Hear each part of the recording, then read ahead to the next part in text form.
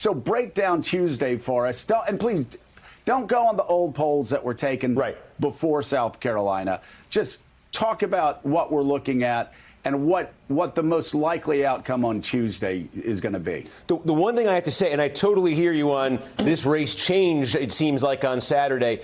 So much of the vote, I am talking millions of votes in California. For Super Tuesday. Yeah. Texas, Colorado, California, so many votes are locked in because of early voting. It is extensive. It's the way of life increasingly in the West. So that could curtail a bit of momentum for Biden here, and that could be key in these big delegate states. But if you take a look at it, look, there are 1,344 delegates that are going to be up for grabs on Tuesday. 1/3 of them basically are in California. What Sanders has going for him are two things. Number one, the polls have shown him far ahead in California, doing extremely well with the Hispanic vote and getting a big chunk of that vote locked in. It's clear that Sanders is going to cross that delegate threshold in California easily. It's 15% statewide, 15% in congressional districts. It's also clear at this point that Sanders' floor of support pretty much everywhere is going to exceed 15%. You can expect in every state from California on the West Coast to Maine on the East Coast, Sanders is going to be collecting delegates.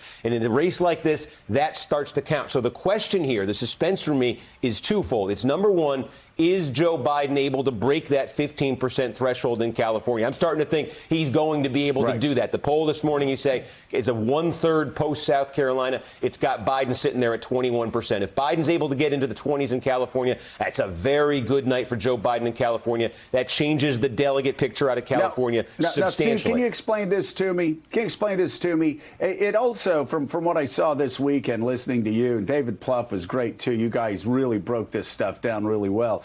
From what you guys explained, the more people that get over 15%, the better news for Joe Biden. So Joe Biden doesn't want to be the only one over 15% with Bernie. He would love to see Elizabeth Warren get over 15%, Michael Bloomberg get over 15%. Like, if you had, for some reason, Elizabeth over 15, Joe over 15, Mike over 15, I mean, that really chops up the pie in a way to possibly save Biden from a 300-point loss. You can put some numbers to this. I was playing with my very limited delegate calculator before I came on here this morning. If you do a scenario where only Bernie Sanders clears 15% in California, that's what the polls were showing last week, Sanders is going to get roughly 330, we'll say, of the 415 delegates in California. In those congressional districts, some of the other candidates will pick them up. But you're looking at Sanders getting like 330 and everybody else getting chump change.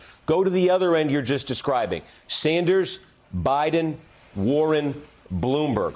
All of them clear the threshold. And with Buttigieg getting out, that's much more possible right now. In a scenario like that, where Biden gets into the 20s, you're talking about Sanders netting maybe 60 or 70 delegates out of the state over Joe Biden, the margin being about 60 over Joe Biden coming out of there. It's a win, but that's not what his campaign has been looking for.